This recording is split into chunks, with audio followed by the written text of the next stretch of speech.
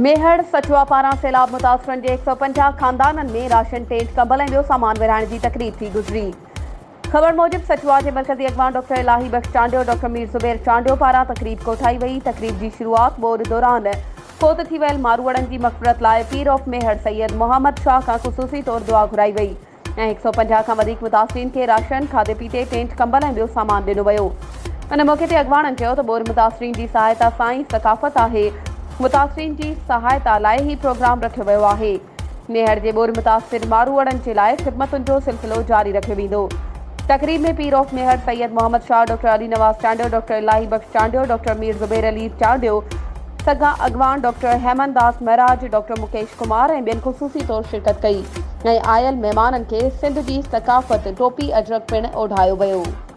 वधीक ख़बरुनि ऐं अपडेट्स जे लाइ असांजे चैनल खे सब्सक्राइब कयो ऐं हाँ बेल आइकन खे प्रेस करणु न विसारिजो त जीअं असांजी हर नई अचण वारी वीडियो तव्हां ताईं पहुची सघे।